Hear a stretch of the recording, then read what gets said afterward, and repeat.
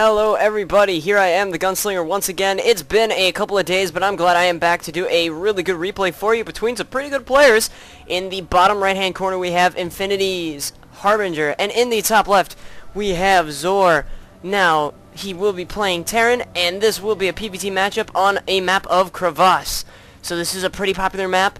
Hopefully we'll learn a couple things. Now, the reason I've been kind of absent the last couple of days is because I was playing in a tournament and doing a lot of practice stuff, working with Team Infinity, getting my streams to be better quality, things along those nature, how to make these videos better and more informative, learning some things, and just becoming a better caster overall. Now, you can check me out in a couple of casts in the near future, where I will be doing platinum and diamond level players. My analysis is pretty good from what I've heard, so oh well, they even paused. So you can learn a thing or two there as well, not just on these videos. Now the reason I actually picked this one first is I have heard Harbinger is a pretty good player, but I really want to see some good PvT games. This one I was told was filled with a lot of action, so it should be very good. Now, an interesting thing here is that this map is pretty evenly spaced, but they are on cross positions. And the opening builds, as I know, they're not going to be very diverse, especially in PvT, where a lot of times you see these long macro games teching up to Colossus and High Templar, maybe even DTs, meanwhile MMM being decent for Zor, but it's really based on what the Terran player does, even though that kind of is how it's applied in every matchup. Now, at this point, it seems like Harbinger is just about, well, he now has scouted Zor, and Zor is now finally scouting Harbinger. They realize they are on cross positions, and not really much getting gathered by Zor. He's able to see that early gate near his entrance. Now, a fast orbital command, so we're going to see not a rush, so to say, from Zor, but you will see his economy start to skyrocket. Now there is a cybernetic score finally going down for Harbinger, so you may see something along the lines of the basic 3-gate robo. However, it is still very open. Now, a couple things to know about this matchup as well. A lot of times you may see Banshee rushes or Banshee harassments, depending on the build. However, we don't see any gas, and I think that's kind of what Harbinger saw as well. There was no gas, so he's not anticipating early Marauders. Instead, he's just going to continue to build his economy. Not even going to do too much, but now it seems as though Zor was going to destroy those destructible rocks, but I think he's now chosen otherwise. Fast warp gate on its way. This first Zealot by Harbinger is also going to move out, so we will see some advancement in those terms. Now a fast expansion has gone down for Zor, so he's actually going to go for the, well, he went for a 1-rax fast expand, but he's immediately putting down 2 more barracks, so he will have 3 in total. That should be interesting to see. Now, if he does poke forward with this Zealot and then now with the Stalker, he actually is going to expand himself. He went for the fast expand just to match the expected fast expansion. Both of them seizing the easy one. Now the Zealot is going to move forward. He is, however, going to run into these 4 and 1 SCV. 4 Marines and 1 SCVs, and this SCV will not be long for this world. These Marines are going to make sure they are holding positions, spreading them out so that they can get a decent amount of fire, keep them back. Now they're going to fire upon that Zealot, so that Zealot will not live. These Marines will survive, but that Stalker, ooh, the Stalker almost lost the shield, so Harbinger did move back. Zor is going to go ahead and probably destroy the Stalker, though, and that is a free Stalker. That is not what he wanted to do. Zor doing the right thing, keeping his Marines on the high ground. And that seems to be it. Harbinger is going to go for 2 more gates. So there was a fast expansion into 2 gates. Now warp gate is finished. He did delay those for that fast expansion. The expansion is for Zor is immediately going to become an orbital command. So that will allow us for even more play. A factory is going down now that 2 refineries have gone. So you may see an improvisation from that into those Marauders now that he has 3 barracks. He is also going for concussive shell.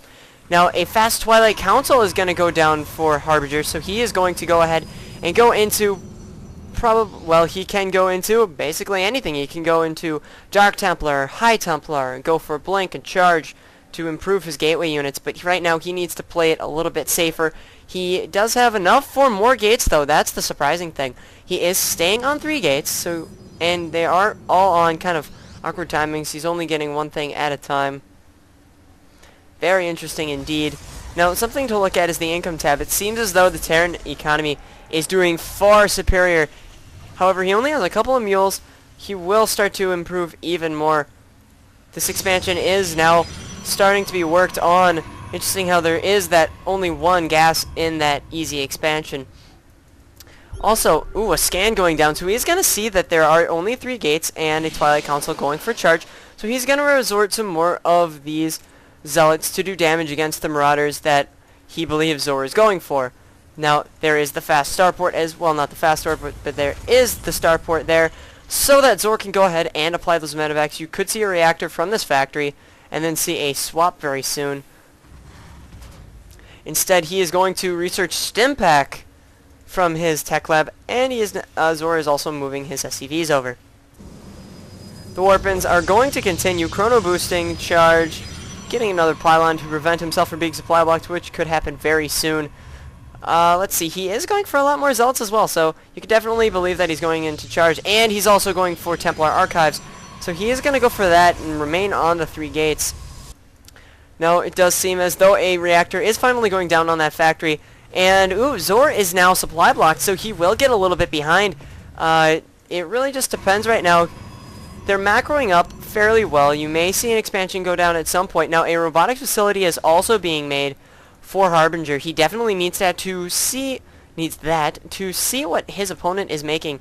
Zor is going to continually spend his scan on this army up at the front of the base. He might be checking just to see if there's an advance, see if an attack is coming, realizing he has a little bit of time. Psystorm being researched by Harbinger, as it seems that the economy is still pretty even in amount of workers, but Zor is able to get more due to the fact that he has the Mighty Mule at his disposal. 2 medevacs probably going to be popping out from the starport any second now.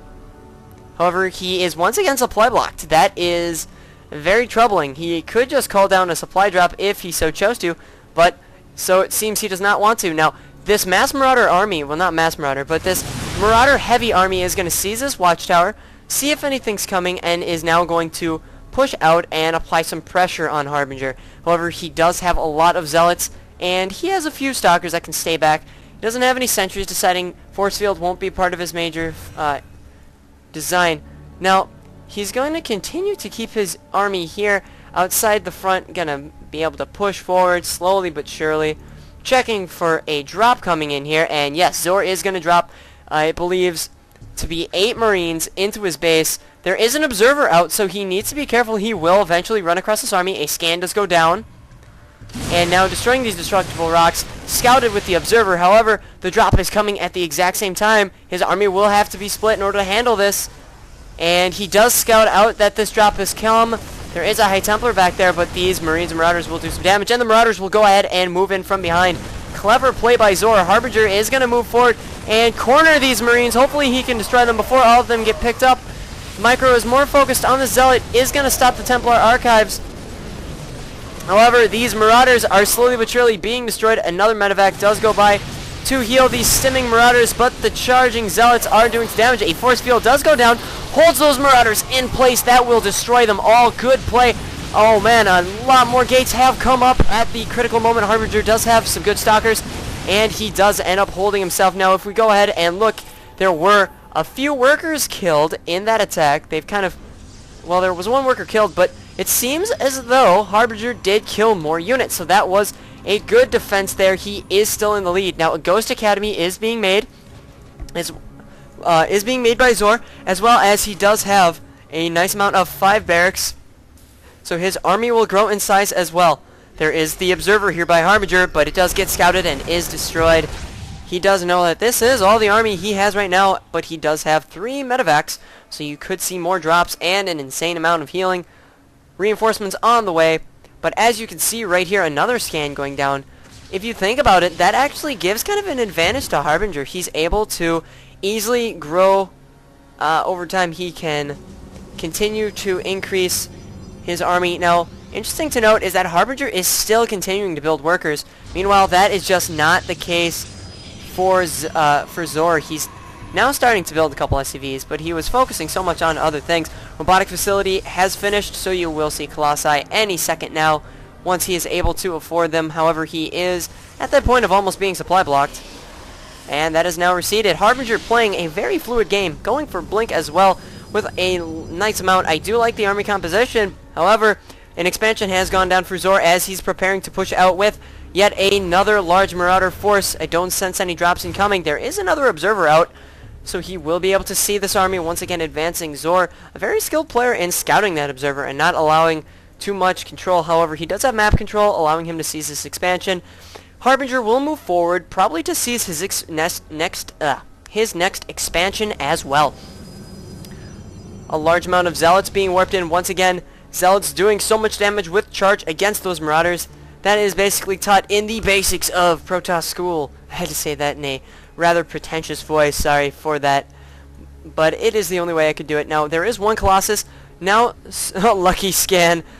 He did get very lucky. He was able to notice this. However, if Harbinger does engage here, he will be able to do significant damage. It seems like Zor wasn't paying too much attention. These Zealots are able to charge forward. There is another observer there. This Ghost is going to get chopped down very quickly. These Zealots are able to pursue.